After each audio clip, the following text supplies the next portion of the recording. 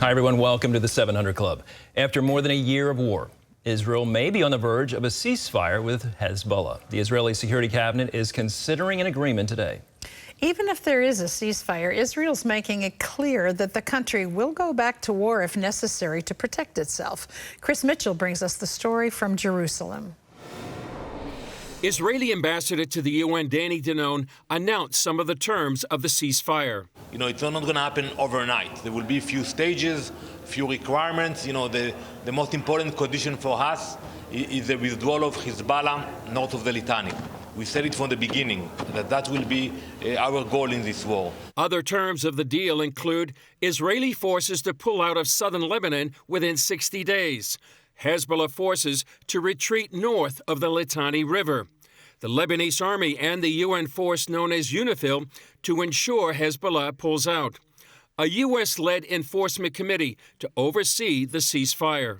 According to the agreement, a U.S. letter will guarantee Israel has the freedom to take action in Lebanon if Hezbollah attempts to rebuild its military. But we're not done yet. Nothing is final until everything is final. We continue to work to try and get an agreement over the line. And we're hopeful we can get one, but we need both of the parties to get to yes. More than 60,000 Israelis from the Israeli-Lebanese border area still remain away from home after more than a year because of Hezbollah attacks. They may not be able to return for up to 2 months. Former Israeli Defense Forces intelligence officer and founder of the Alma Research Center, Zarit Zahavi, went on Instagram to point out what she sees as the danger in the deal. But the gap lies with the question of whether Hezbollah will be able to recover or not. After what happened in October 7th, Israelis are not willing to enable Hezbollah to recover. This is not going to happen. We cannot rely on just promises. We need to make sure that Hezbollah is not capable of threatening us and our families over here in the north. Days before the ceasefire, Hezbollah fired more than 500 rockets and missiles into Israel, damaging several buildings and wounding several Israelis, while sending millions of Israelis to bomb shelters. At the same time, the IDF struck more Hezbollah command centers in Beirut and dozens of other Hezbollah sites throughout Lebanon.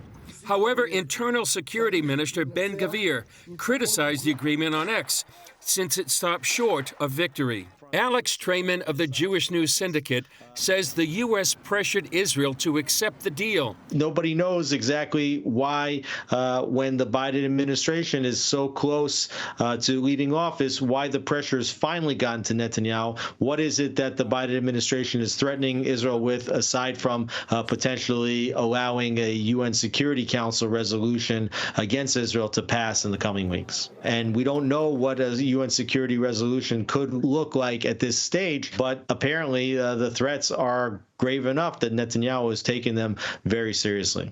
Chris Mitchell, CBN News, Jerusalem.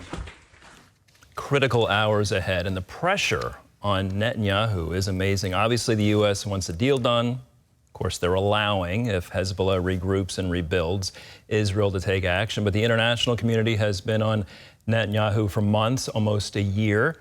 But people in Israel's leadership are calling a truce deal, a surrender. They're calling it dangerous. Others are saying it is shameful. So the pressure on Netanyahu is amazing. And now he's got to deal with a Biden administration that's heading out. Donald Trump and his cabinet are going to be coming in. And if Joe Biden's looking for a mic drop kind of moment on his way out, look what I have done, it's up to Netanyahu to deliver. So critical hours ahead.